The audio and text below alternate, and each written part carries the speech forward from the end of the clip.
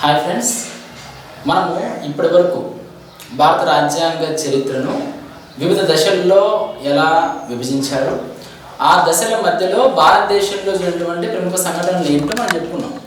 ఇప్పుడు ఈ వీడియోలో రాజ్యాంగ పరిషత్ గురించి మనం డిస్కషన్ చేసుకోబోతున్నాం. రాజ్యాంగ పరిషత్ మనము ఫస్ట్ క్లాస్లో చెప్పుకున్నాం. ఏమని చెప్పుకున్నాము? భారత రాజ్యాంగము అనేది ఆమోదిత రాజ్యాంగము. ఆమోదిత అంటే ఏంటి? ఆమోదించారు. ఎవరు ఆమోదించారు? రాజ్యాంగ పరిషత్ సభ్యులు. అంటే రాజ్యాంగ పరిషత్ ద్వారా భారత రాజ్యాంగాన్ని రూపొందించి ఆమోదించడం జరిగినది. అంటే ఎవరు కూడా మన గిఫ్ట్గా ప్రసాదిత రాజ్యాంగం కాదు మంది. అదేవిధంగా పరిణామక్రమ రాజ్యాంగం కాదు, అదేవిధంగా విప్లవమూలక రాజ్యాంగం కాదు. మన రాజ్యాంగము అనేది ఆమోదిత రాజ్యాంగం. అంటే మనకు భారతదేశానికి రాజ్యాంగం అనేది ఉందా? ఈరోజు ఉంది. ఎవరు రూపొందించారు? రాజ్యాంగ పరిషత్ సభ్యులు. ఇక్కడ మనం జాగ్రత్తగా గమనిస్తే మనకు 1937 ఐఎన్సి ఫైస్పూర్ సమావేశంలో ఒక నిర్ణయం తీసుకున్నారు. 1937 ఐఎన్సి సమావేశం జరిగింది ఫైస్పూర్లో. ఈ ఫైస్పూర్ సమావేశంలో తీసుకున్న నిర్ణయం ఏంటి? ఎలాంటి విదేశీ ప్రతినిధుల ప్రమేయం లేకుండా భారత రాజ్యాంగాన్ని భారతీయులే స్వతంత్రంగా రూపొందించుకోవాలి. అంటే ఎలాంటి విదేశీయుల యొక్క సహకారం, బ్రిటన్ వారి సహకారం అవసరం లేకుండా, ఓకేనా, మనం ఎవరి సహకారం లేకుండా మనం ఏం చేయాలంట? కన్ఫామ్ గా భారతీయుల అవసరాల మేరకు భారతీయులకు ఎలాంటి రాజ్యాంగం అవసరం అనే దాన్ని బేస్ చేసుకుని ఫైస్పూర్ సమావేశంలో నిర్ణయం తీసుకోవడం జరిగింది. ఇక్కడ మనం జాగ్రత్తగా గమనిస్తే ఒకవైపు పరిస్థితులు బాలేవు. ఏ విధంగా? దేశానికి ఇంకా స్వాతంత్రం రాలేదు, క్లిష్ట పరిస్థితులు ఉన్నాయి. ఇలాంటి తరుణంలో రాజ్యాంగ పరిషత్ అనేది సమావేశమైంది ఒక అద్భుతమైన భవిష్యత్తును అందించడానికి. అంటే మనం జాగ్రత్తగా గమనిస్తే భవిష్యత్తులో కీలక పాత్ర పోషించాలి. ఇప్పుడు మనం చూసుకుంటే ఎప్పుడో ఏర్పడినటువంటి దేశాల రాజ్యాంగాలు అనేవి అనేక విధాలుగా తలకిందులై రాజ్యాంగాలను మార్చుకునే సిచ్యువేషన్ ఏర్పడింది. అదే భారత రాజ్యాంగం ఇప్పటికి కూడా మనకు 70 సంవత్సరాలైనా కానీ అదే విధంగా నిరంతరాయంగా మాకు మార్పులు చేర్పులకు గురవుతుందే తప్ప పూర్తిగా ఇదైతే కాలేదు. ఓకేనా? అది అప్పుడు నాయకుల యొక్క దూరదృష్టి, అప్పుడు నాయకుల యొక్క విఘ్నత, ఇలాంటి అంశాలన్నింటినీ బేస్ చేసుకుని భారత రాజ్యాంగాన్ని రూపొందించడం జరిగినది. అంటే భారత రాజ్యాంగం రూపొందించడంలో ఆనాటి నాయకుల పాత్ర ఎంతో ఎంతో కీలకమైనది. ఓకేనా? ఒకవైపేమో పరిస్థితులు బాలేవు, మరోవైపేమో భవిష్యత్తును దృష్టిలో పెట్టుకొని నిర్ణయాలు తీసుకోవాలి. ఇలాంటి తరుణంలో నిర్ణయాలు తీసుకోవాల్సిన సమయంలో ఈ భారత రాజ్యాంగము 1937 ఐఎన్సి సమావేశంలో ఫైస్పూర్ సమావేశంలో నిర్ణయం తీసుకున్నారు. అసలు భారతదేశానికి రాజ్యాంగ పరిషత్ అనేది కావాలి, రాజ్యాంగ పరిషత్ అనేది ఉండాలి అని చెప్పేసి ఫస్ట్ చెప్పింది ఎవరు అంటే ఎంఎన్ రాయ్. భారతదేశానికి ఒక రాజ్యాంగ పరిషత్ అనేది ఉండాలి అని చెప్పిన కమ్యూనిస్ట్ నాయకుడు ఈయన ఎంఎన్ రాయ్ గారు. రాజ్యాంగ పరిషత్ ఉండాలని చెప్పింది ఎంఎన్ రాయ్. అదేవిధంగా రాజ్యాంగ పరిషత్ ఉండాలని చెప్పిన పార్టీ, రాజకీయ పార్టీ ఏంటి అంటే స్వరాజ్ పార్టీ. స్వరాజ్ పార్టీ మనకు 1920-22 మధ్యలో సహాయ ఉద్యమం జరుగుతుంది. ఆ ఉద్యమం పీక్స్ లెవెల్లో ఉన్నప్పుడు గాంధీ గారు ఆపేస్తారు చౌరీ చౌర సంఘటన బేస్ చేసుకొని. అప్పుడు మోతిలాల్ నెహ్రూ గారు, మనకు చిత్తరంజన్ దాస్ గారు కాంగ్రెస్ పార్టీ నుంచి బయటకు వచ్చి ఏర్పాటు చేసిన పార్టీ స్వరాజ్ పార్టీ. ఈ స్వరాజ్ పార్టీ చెప్తుంది స్వరాజ్ అనే పదాన్ని ఫస్ట్ వాడింది ఎవరంటే దాదాబాయి నౌరోజీ. స్వరాజ్ అనే పదాన్ని తొలిసారిగా వాడింది ఎవరు అంటే దాదాబాయి నౌరోజీ. చూడండి, భారతదేశానికి రాజ్యాంగ పరిషత్ అవసరమా? అవసరమే. ఎందుకని? రాజ్యాంగాన్ని రూపొందించుకోవడం కోసం. ఈ రాజ్యాంగ పరిషత్ అంటూ ఉండాలని చెప్పింది ఎవరు? ఫస్ట్ ఎంఎన్ రాయ్ గారు చెప్పడం జరిగింది. ఏ పార్టీ చెప్పింది? స్వరాజ్ పార్టీ. స్వరాజ్ అనే పదాన్ని తొలిసారి రూపొందించిన వ్యక్తి దాదాబాయి నౌరోజీ. ఓకేనా? ఇక మనం జాగ్రత్తగా గమనిస్తే రాజ్యాంగ పరిషత్ విషయానికి వస్తే మనకి 1922లో గాంధీ గారు యంగ్ ఇండియా అనే పత్రిక, తన పత్రిక యంగ్ ఇండియా పత్రికానికి వ్యాసం రాస్తూ, గాంధీ గారు యంగ్ ఇండియా పత్రికకు వ్యాసం రాస్తూ భారతదేశ ప్రజలకు స్వేచ్ఛ కావాలి, స్వేచ్ఛ ఉండాలని చెప్పడం జరిగినది. స్వేచ్ఛ, బానిస సంఖ్యలో బతుకులో ఉండాల్సిన అవసరం లేదు భారతీయులు అని చెప్పేసి యంగ్ ఇండియా పత్రికలను వ్యాఖ్యానించడం జరిగింది. ఆ తర్వాత మనకు 1924-25 ఆ టైంలో మోతిలాల్ నెహ్రూ గారి ఆధ్వర్యంలో జరిగిన సమావేశంలో కూడా భారతీయులకు రాజ్యాంగ పరిషత్ పరిషత్ అనేది అవసరమని చెప్పడం జరిగినది. అదేవిధంగా 1925లో అనిబిసెంట్ గారు కూడా రాజ్యాంగ పరిషత్ యొక్క ఆవశ్యకతను వర్ణించారు. ఈ అన్నింటిని బేస్ చేసుకుని 1928లో మోతిలాల్ నెహ్రూ గారు ఒక రిపోర్ట్ తయారు చేశారు. మోతిలాల్ నెహ్రూ గారు ఒక రిపోర్ట్ తయారు చేయడం జరిగినది. ఈ మోతిలాల్ నెహ్రూ గారు తయారు చేసిన రిపోర్ట్ అనేది నేను ముందే చెప్పాను కదా, బ్రిటన్ హుడ్ అనే బ్రిటన్ పార్లమెంట్ సభ్యుడు భారతీయులకు అంత సీన్ లేదు, రాజ్యాంగాన్ని సొంతంగా రూపొందించుకునే మేధస్సు గాని అంత తెలివితేటలు గాని అంత వాళ్ళకు నాలెడ్జ్ అనేది అందుబాటులో లేదు అని వ్యాఖ్యానిస్తే దాన్ని ఛాలెంజ్ గా తీసుకొని మోతిలాల్ నెహ్రూ గారు నెహ్రూ రిపోర్ట్ తయారు చేయడం జరిగినది. ఈ నెహ్రూ రిపోర్ట్ 1928లో మనకు రూపొందించారు. భారత రాజ్యాంగ పరిషత్ కన్నా పూర్వము రాజ్యాంగాన్ని రూపొందించడానికి కీలక పాత్ర పోషించినది ఏంటి అంటే ఒక నిర్మాణాత్మక కృషి జరిపినది ఏంటి అంటే మనకు నెహ్రూ రిపోర్ట్ అనేది ఒక నిర్మాణాత్మకమైన కృషి జరిపినదని చెప్పవచ్చును. ఓకేనా? అదేవిధంగా మళ్ళీ మనం చూసుకుంటే మనకు 1937-38లో జరిగిన ఐఎన్సి సమావేశాల్లో కూడా నిర్ణయాలు తీసుకున్నారు. ఏమని? రాజ్యాంగ పరిషత్ను ఏర్పాటు చేసుకోవాలి అని. ఆ తర్వాత 1940లో ఆగస్టు ప్రతిపాదనలో కూడా చెప్పారు. 1942లో ఎప్పుడంట 1942లో లాస్ట్ క్లాస్ మనం చెప్పుకున్నాం. 1942లో అఫీషియల్ గా మనకు క్రిప్స్ ప్రతిపాదనల్లో తొలిసారిగా అంగీకరించారు. ఈ క్రిప్స్ ప్రతిపాదనల్లో తొలిసారిగా రాజ్యాంగ పరిషత్ ఏర్పాటును అంగీకరించడం జరిగినది.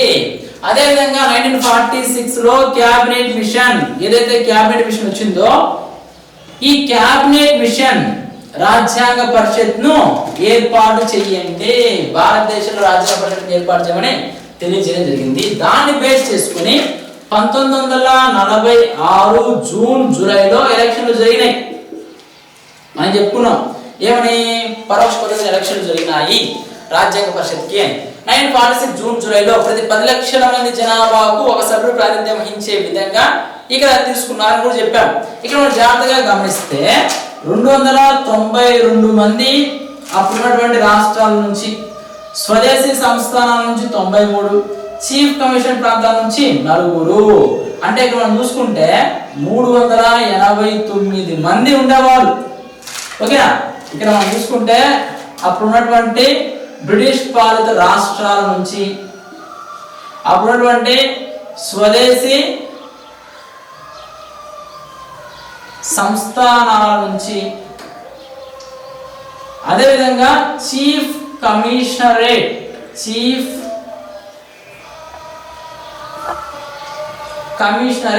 ప్రాంతాల నుంచి 4. టోటల్ ఎంతమంది అంట? 389 మంది సభ్యులు. ఎప్పుడంట? దేశ విభజనకు పూర్వము.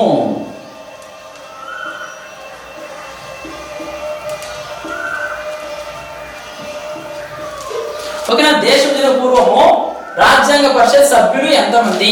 389. అందులో రాష్ట్రాల నుంచి 292, స్వదేశీ సంస్థానం నుండి 93, చీఫ్ కమిషనర్ ప్రాంతాల నుంచి 4. దేశ విభజన జరిగిపోయిన తర్వాత 299 మంది విభజన తర్వాత దేశ విభజన తర్వాత సభ్యుల సంఖ్య ఎంత? 299.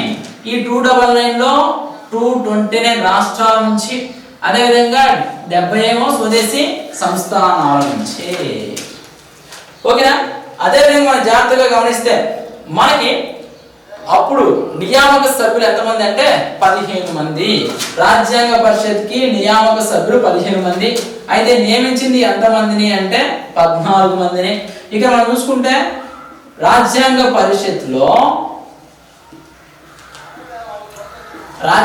పరిషత్లో ఉన్నటువంటి ఏకైక ముస్లిం మహిళ ఎవరు? బేగం ఇజాజ్ రసూల్.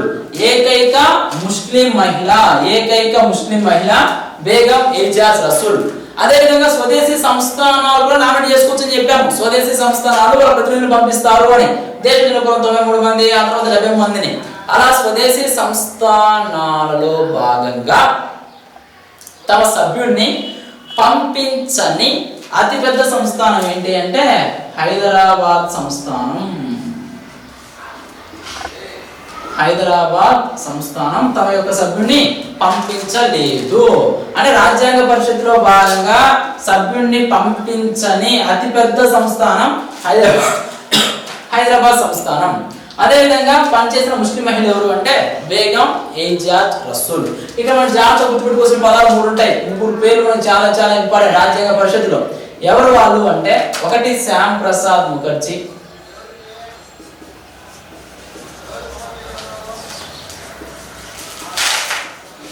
2 ఎంఆర్ జైకర్, 3 సోమనాథ్ లహరి. ఓకేనా? చూడండి ఏంటి ఇది అంటే మనకు డెఫినెట్ క్వశ్చన్ వస్తుందండి. 3లో నుంచి జాగ్రత్తగా వినండి. ఈ బేగం ఏజాజ్ రసూల్ హైదరాబాద్ ఇంపార్టెంట్. రాజ్యాంగ పరిషత్ ఎన్నికల్లో ఓడిపోయినప్పటికీ నియమించబడిన వ్యక్తి ఎవరు అంటే శ్యామ్ ప్రసాద్ ముఖర్జీ. చూడండి మరొకసారి చెప్తున్నా, రాజ్యాంగ పరిషత్ ఎన్నికలు జరిగాయని చెప్పుకున్నాం కదా పరోక్ష పద్ధతిలో. ఈ ఎన్నికల్లో ఓడిపోయాడు ఎవరు? శ్యామ్ ప్రసాద్ ముఖర్జీ. మనము లాస్ట్ క్లాస్ లో స్వాతంత్రానికి మనము తొలి మంత్రులు క్యాబినెట్ మంత్రులు 14 మంది రాసుకున్నాం కదా. 14 మందిలో మొదటి మహిళ మనకు రాజేంద్ర అమృత్కౌర్ అని. పరిశ్రమల శాఖ మంత్రి తొలి పరిశ్రమ శాఖ మంత్రి ఎవరు అంటే శ్యామ్ ప్రసాద్ ముఖర్జీ. ఈ రాజ్యాంగ పరిషత్ ఎన్నికల్లో ఓడిపోయినప్పటికీ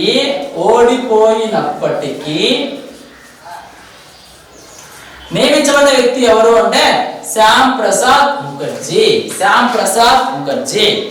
అదేవిధంగా ఇప్పుడు మనకు అంబేద్కర్ గారు బెంగాల్ నుంచి ఎన్నికయ్యారు రాజ్యాంగ పరిషత్కి. ఎక్కడ నుంచి ఎన్నికయ్యారు? బెంగాల్ నుంచి. అయితే దేశ విభజన తర్వాత ఏమైంది? బెంగాల్ అనేది మనకు పశ్చిమ బెంగాల్ మనకు ఉంది, తూర్పు బెంగాల్ పాకిస్తాన్కి వెళ్ళిపోయింది. ఈయన తూర్పు బెంగాల్ నుంచి ఎన్నికవడం జరిగింది. దేశ విభజన కారణంగా ఈయన యొక్క స్థానం కోల్పోతే బొంబాయి నుండి ఎన్నికైన ఎంఆర్ జైకర్ గారు అప్పుడు ఎక్కడి నుంచి ఎన్నికయ్యారు? బొంబాయి నుంచి ఎన్నికయ్యారు. ఈ ఎంఆర్ జైకర్ గారు రాజీనామా చేస్తే ఆ ప్లేస్ లో అంబేద్కర్ గారు వెళ్ళడం జరిగింది.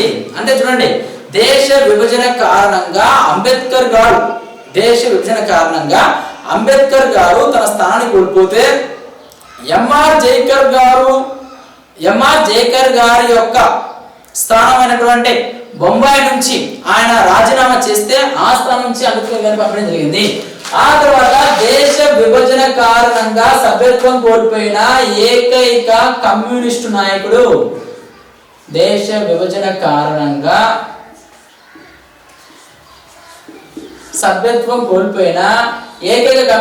ఎవరు అంటే సోమనాథ్ లహరి.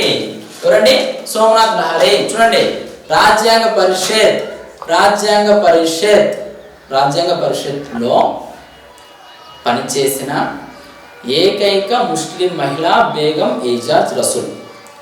రాజ్యాంగ పరిషత్ ఎన్నికల్లో ఓడిపోయినప్పటికీ నియమించబడిన వ్యక్తి శ్యామ్ ప్రసాద్ ముఖర్జీ. ఎంఆర్ జైకర్ గారి రాజీనామాతో అంబేద్కర్ గారు బొంబాయి నుంచి వెళ్ళారు రాజ్యాంగ పరిషత్కి. దేశ విభజన కారణంగా సభ్యత్వాన్ని కోల్పోయిన ఏకైక కమ్యూనిస్ట్ పార్టీ నాయకుడు ఎవరు అంటే సోమనాథ్ లహరి గారు. చాలా చాలా ఇంపార్టెంట్ గుర్తుపెట్టుకోండి. ఓకేనా? ఆ రోజు మళ్ళీ మనం జాగ్రత్తగా గమనిస్తే ఈ రాజ్యాంగ పరిషత్ ఎన్నికలు జరిగాయి, అందరూ సమావేశమైనప్పుడు మనం జాగ్రత్తగా గమనిస్తే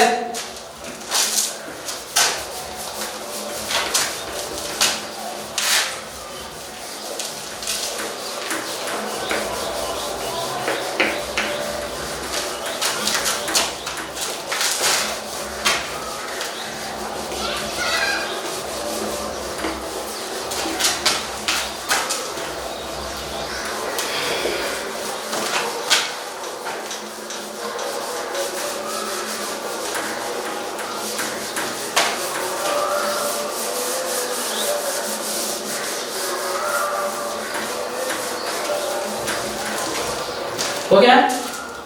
ఇక్కడ మనం జాగ్రత్తగా గమనిస్తే మనము రాజ్యాంగ పరిషత్ ఎన్నికలు జరిగాయి, మొత్తం సభ్యుల గురించి మనం చెప్పుకున్నాం. 389 మంది అని, దేశ విభజన తర్వాత 299 మంది అని. ఇప్పుడు ఏం జరిగింది అంటే ఈ రాజ్యాంగ పరిషత్ సమావేశం జరిగింది. ఎప్పుడు జరిగింది? రాజ్యాంగ పరిషత్ మొదటి సమావేశం, రాజ్యాంగ పరిషత్ మొదటి సమావేశం మనకు 1946 డిసెంబర్ 9వ తారీఖున జరిగింది. ఎప్పుడంట? 1946 డిసెంబర్ 9. రాజ్యాంగ పరిషత్ మొదటి సమావేశం ఎవరు సూచన అనుసరించి అంటే లార్డ్ వేవెల్ సూచన అనుసరించి. అప్పుడు మనకు గవర్నర్ జనరల్ ఎవరు అంటే లార్డ్ వేవెల్. ఓకేనా? లార్డ్ వేవెల్ సూచనను అనుసరించి మొదటి సమావేశం 1946 డిసెంబర్ 9వ తారీఖున జరిగింది. ఇప్పుడు నెక్స్ట్ ఏంటి? ఈ సమావేశం అప్పుడు అందరూ కూడా సమావేశం అయ్యారు. అవసరం అయినప్పుడు అధ్యక్షుడు ఉపాధ్యక్షుడు కావాలి కదా. అప్పుడు మొదటి సమావేశానికి తాత్కాలిక అధ్యక్షుడు, తాత్కాలిక ఉపాధ్యక్షుడు. ఎవరు తాత్కాలిక అధ్యక్షుడు? తాత్కాలిక అధ్యక్షుడు, తాత్కాలిక ఉపాధ్యక్షుడు.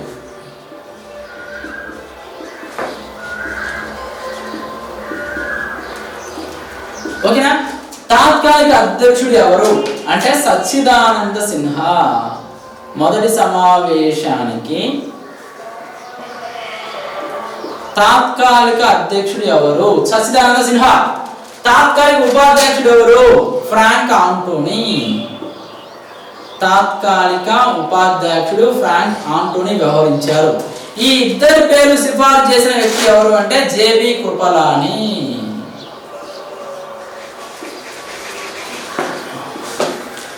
ఓకేనా? చూడండి, ఫ్రాన్స్ దేశ సాంప్రదాయాన్ని అనుసరించి సీనియర్ సభ్యుడిని మనకు ప్రోటెం స్పీకర్, ఇప్పుడు మనం చెప్పాలి ప్రోటెం స్పీకర్ అన్నమాట. ముందుగా సమావేశానికి తాత్కాలిక అధ్యక్షుని ఏర్పాటు చేశారు. అలా ఆ సమావేశం తాత్కాలిక అధ్యక్షుడిగా పనిచేసిన వ్యక్తి ఎవరు అంటే సచ్చిదానంద సిన్హా గారు తాత్కాలిక అధ్యక్షుడిగా పనిచేశారు. తాత్కాలిక ఉపాధ్యక్షుడిగా పనిచేసిన వ్యక్తి ఏమో ఫ్రాంక్ ఆంటోనీ గారు. ఫ్రాంక్ ఆంటోనీ గారు. ఈ ఇద్దరు పేరు సిఫార్సు చేసింది ఎవరు అంటే జేబీ కృపలాని. ఇది మనకు బిట్టుబడే ఏరియా. అదేవిధంగా 1946 డిసెంబర్ 11వ తారీఖున 1946 డిసెంబర్ 11వ తారీఖున రాజ్యాంగ పరిషత్కి శాశ్వత అధ్యక్షుడు, శాశ్వత ఉపాధ్యక్షుడు ఎన్నుకోవడం జరిగినది. అంటే డిసెంబర్ 9న జస్ట్ సమావేశం అయ్యారు, 11వ తారీఖున శాశ్వత అధ్యక్షుడు ఎన్నుకున్నారు. ఎవరు వాళ్ళు అంటే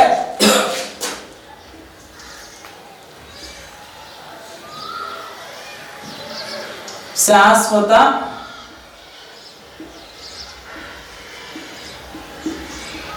అధ్యక్షుడు, శాశ్వత ఉపాధ్యక్షుడు. శాశ్వత అధ్యక్షుడిగా ఎవరు అప్పుడు 1946 డిసెంబర్ 11వ తారీఖున అంటే డాక్టర్ బాబు రాజేంద్ర ప్రసాద్ గారిని శాశ్వత అధ్యక్షుడిగా ఎన్నుకున్నారు. డాక్టర్ బాబు రాజేంద్ర ప్రసాద్.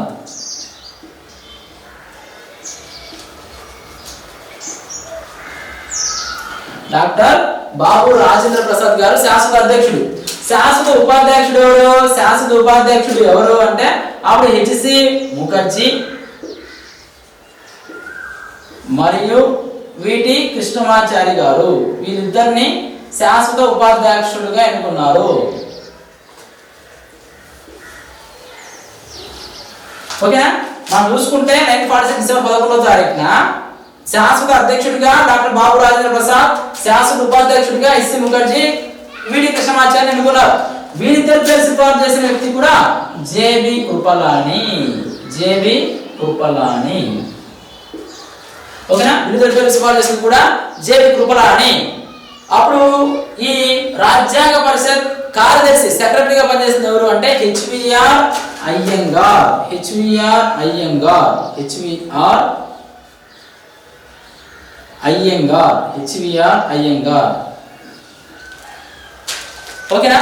అదే విధంగా ఈ రాజ్యాంగ పరిషత్ రూపొందించిన రాజ్యాంగాన్ని చేతి వ్రాత, ఓకేనా, చేతి వ్రాత రాసిన వ్యక్తి ప్రేమ్సే బిహారీ నారాయణ్ వైద్య. ప్రేమ్సే బిహారీ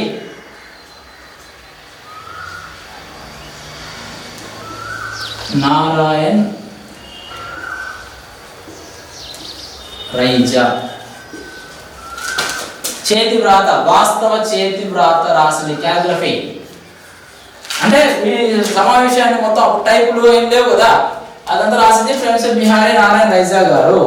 ఓకేనా, చూడండి రాజ్యాంగ పరిషత్ మొదటి సమావేశం ఎప్పుడు జరిగింది? ఎప్పుడు జరిగింది అంటే 1946 డిసెంబర్ 9. ఎవరు సూచనలు బేస్ చేసుకుని, లార్డ్ వేవర్ సూచనలు బేస్ చేసుకుని ఈ సమావేశంలో తాత్కాలిక అధ్యక్షుడిగా సచ్చిదానంద సిన్హాను, తాత్కాలిక ఉపాధ్యక్షుడిగా ఫ్రాంక్ ఆంటోని నిర్ణయించడం జరిగినది.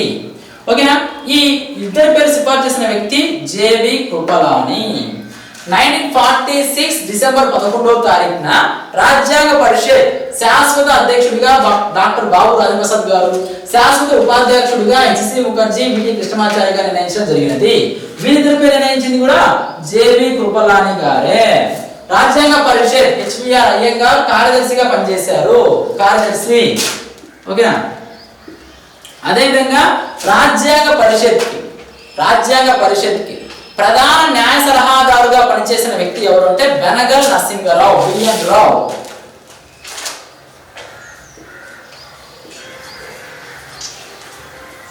బెనగల్ నరసింగరావు, బిఎన్ రావు, బెనగల్ నరసింగరావు. ఎవరైనా అంటే ఆయన బెనగల్ నరసింగరావు గారు న్యాయ సలహాదారుడు, రాజ్యాంగ పరిషత్ సభ్యులు కాదు కానీ న్యాయ సలహాదారుడు. ఓకేనా, ఇది 1946 డిసెంబర్ 11. 1946 డిసెంబర్ 13, 1946 డిసెంబర్ 13 ఏం జరిగింది? ఓకేనా, 1946 డిసెంబర్ 13 నెహ్రూ గారు లక్ష్యాలు ఆశయాల తీర్మానాన్ని ప్రవేశపెట్టారు. నెహ్రూ గారు రాజ్యాంగ పరిషత్లో లక్ష్యాలు మరియు ఆశయాల తీర్మానాన్ని ప్రవేశపెట్టడం జరిగింది. ఓకేనా, 1946 డిసెంబర్ 9 మొదటి సమావేశం. 1946 డిసెంబర్ 11 రాజప్రసాద్ గారిని శాసనాధ్యక్షుడిగా ఎన్నుకోవడం. 1946 డిసెంబర్ 13 నెహ్రూ గారు లక్ష్యాలు ఆశయ తీర్మానం ప్రవేశపెట్టారు. ఈ లక్ష్యాలు ఆశయాల తీర్మానమే అంటే భారతదేశము ఎలాంటి లక్ష్యాలు కలిగి ఉండాలి, ఎలాంటి ఆదేశాలు కలిగి ఉండాలి, ఎలాంటి ఆశయాలు కలిగి ఉండాలి, ఏ విధమైన భారతదేశం రూపొందించబడాలి అని చెప్పేసి లక్ష్యాల ఆశయ తీర్మానం ప్రవేశపెట్టారు. ఈ లక్ష్యాల ఆశయాల తీర్మానమే తర్వాత కాలంలో ఇది జనవరి 22న ఆమోదించారు. ఈ లక్ష్యాల ఆశయాల తీర్మానమే ప్రవేశిక.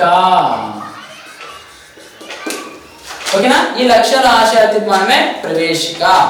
చూడండి మరోసారి చెప్తున్నా, 1946లో మనం ఉన్నాం.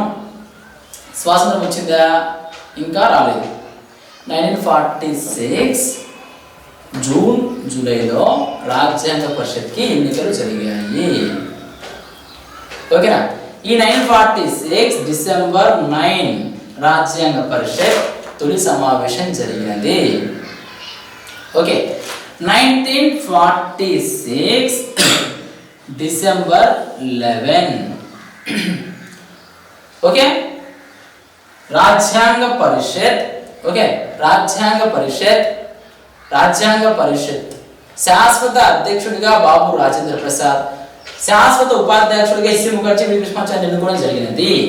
1946 డిసెంబర్ 11 మరియు డిసెంబర్ 13 నెహ్రూ గారు లక్ష్యాలు ఆశయాల తీర్మానాన్ని ప్రవేశపెట్టడం జరిగింది. అదే తర్వాతి కాలంలో ప్రవేశికగా రూపాంతరం చెందడం జరిగింది. అదేవిధంగా మనం చెప్పుకున్నాం శ్యామ్ ప్రసాద్ ముఖర్జీ, ఎంఆర్ జయకర్ గారు మరియు సోమనాథ్ లహరి గారు, బేగం ఇజాజ్ రసూల్, అవి కూడా మనకు చాలా చాలా ఇంపార్టెంట్. హైదరాబాద్ సంస్థానం కూడా మనకి ఇక్కడ చాలా చాలా ఇంపార్టెంట్. ఓకేనా, ఇలా రాజ్యాంగ పరిషత్ సమావేశం జరిగింది 1946 డిసెంబర్ 9, 1946 డిసెంబర్ 11, 1946 డిసెంబర్ 13. ఓకే, ఇలా రాజ్యాంగ పరిషత్ సమావేశం అయ్యి వర్క్ డివిజన్ చేసుకున్నారు. వర్క్ డివిజన్ చేసుకొని కమిటీల రూపంలో, అంటే ఏదైనా వర్క్ ను మనం డివైడ్ చేసుకోవడానికి కమిటీలు అనేవి చాలా చాలా దోహదపడతాయి. ఓకేనా, చూడండి ఏంటి అది అంటే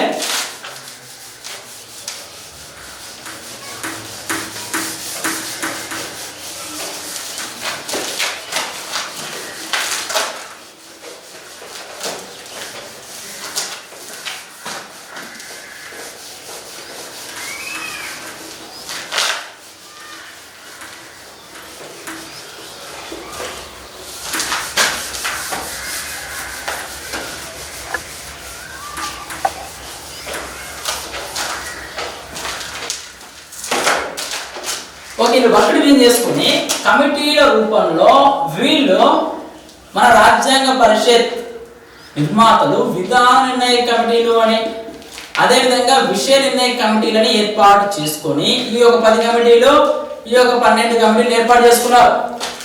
ఈ కమిటీలను ఏర్పాటు చేసుకొని కమిటీ సభ్యుల నిర్ణయం ప్రకారము వాళ్ళకి ఇచ్చిన అంశాలను పూర్తి చేయడం ద్వారా రాజ్యాంగాన్ని రూపొందించడం జరిగింది. ఇక మనం చూసుకుంటే ఈ కమిటీల్లో అతి పెద్ద కమిటీ ఏంటి అంటే సలహా కమిటీ. అతి పెద్ద కమిటీ సలహా కమిటీ. ఈ సలహా కమిటీలో 54 మంది సభ్యులు కలరు. ఈ సలహా కమిటీ చైర్మన్ ఎవరు అంటే సర్దార్ వల్లభాయ్ పటేల్ గారు. సర్దార్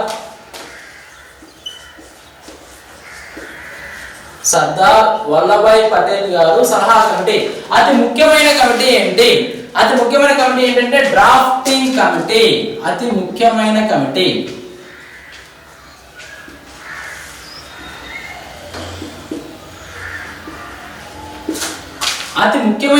ఏంటి అంటే డ్రాఫ్టింగ్ కమిటీ. డ్రాఫ్టింగ్ అంటే ఏంటి అంటే ముసాయిదా కమిటీ. ఈ ముసాయిదా కమిటీకి చైర్మన్ ఎవరు అంటే అంబేద్కర్ గారు. ముసాయిదా కమిటీ చైర్మన్ ఎవరు అంటే అంబేద్కర్ గారు. అతి పెద్ద కమిటీ సలహా కమిటీ, దాని చైర్మన్ సర్దార్ వల్లభాయ్ పటేల్. అతి ముఖ్యమైన కమిటీ డ్రాఫ్టింగ్ కమిటీ అంబేద్కర్ గారు. ఇందులో మనం చూసుకుంటే అంబేద్కర్ గారు ఉంటారు, అదేవిధంగా మిగతా సభ్యులు గోపాలస్వామి అయ్యంగార్,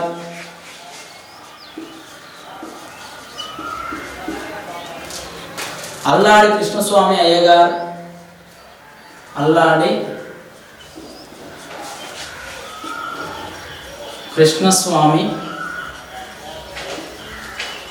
అయ్యంగార్, కేఎం మున్షి, మహమ్మద్ సయ్యద్ సాదుల్లా,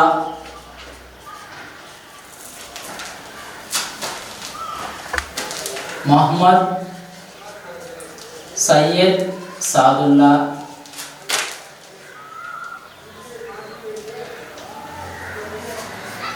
ఓకేనా. అదేవిధంగా బిపి మిట్టల్, అదేవిధంగా ఖైతాన్. వీళ్ళు 7 మంది. అంబేద్కర్ గారేమో ఈ డ్రాఫ్టింగ్ కమిటీ చైర్మన్. వీళ్ళందరూ కూడా సభ్యులు. ఓకేనా. మొత్తం కూడా 7 మంది. 1+6 గోపాలస్వామి అయ్యంగార్, అల్లాడి కృష్ణస్వామి అయ్యంగార్, కేఏ మున్సి, మహమ్మద్ సయ్యద్ సాదుల్లా, మిత్తల్ గారు అనారోగ్యం తర్వాత మాధవరావు గారు నియమించబడ్డారు. మాధవరావు. అదేవిధంగా ఖైతాన్ గారు తర్వాత, ఓకేనా, ఆయన మరణించిన తర్వాత కృష్ణమాచారి గారిని నియమించడం జరిగినది. కృష్ణమాచారి. వీళ్ళందరిలో కూడా న్యాయవాద వృత్తిని అభ్యసించిన ఏకైక వ్యక్తి కృష్ణమాచారి గారు. వీళ్ళందరూ కూడా లాయర్లే. అంబేద్కర్ గారు, గోపాలస్వామి అయ్యంగార్, అల్లాడి కృష్ణస్వామి అయ్యంగార్, కేఏ మున్షి, మహమ్మద్ సయ్యద్ సాదుల్లా, మిత్తల్, మాధవరావు, ఖైతాన్ అందరూ కూడా లాయర్లే. అయితే లాయర్ కాని వ్యక్తి ఎవరు అంటే కృష్ణమాచారి గారు. కృష్ణమాచారి న్యాయవాద వృత్తిని అభ్యసించని వ్యక్తి. అయితే వీళ్ళందరూ కూడా వాళ్ళ పాత్ర నామమాత్రమే. రాజ్యాంగ పరిషత్తులో భాగంగా వాళ్ళందరూ కూడా సలహాలు ఇవ్వడానికి పరిమితమయ్యారు. వాస్తవంగా ఎక్కువగా కృషి చేసింది, ఎక్కువగా కష్టపడింది, అనేక రాజ్యాంగాలను పరిశీలించి భారతదేశానికి అనుకూలంగా, భారతదేశ పరిస్థితులకు అనుగుణంగా రాజ్యాంగం రూపొందించిన వ్యక్తి మన యొక్క అంబేద్కర్ గారు. కృష్ణమాచారి ఈయన న్యాయవాద వృత్తిని అభ్యసించని వ్యక్తి. న్యాయవాద వృత్తిని అభ్యసించని వ్యక్తి. ఓకేనా. ఇది మనకు సంబంధించింది ఈ డ్రాఫ్టింగ్ కమిటీ. ఇది డ్రాఫ్టింగ్ కమిటీ, అతిపెద్ద కమిటీ సలహా కమిటీలకు సంబంధించినవి. ఓకే. ఇంకా నెక్స్ట్ వీడియోలో మనము ఏ కమిటీలకి ఎవరు అధ్యక్షులుగా వ్యవహరించారు, విషయ నిర్ణయ కమిటీ అనుకున్నాం, విధాన నిర్ణయ కమిటీ అనుకున్నాం. ఆ కమిటీకి సంబంధించిన అంశాలు ఎవరికైనా ప్రాతినిధ్యం ఉందో నెక్స్ట్ వీడియో మనం చెప్పుకుందాం. ఓకేనా. Thank you.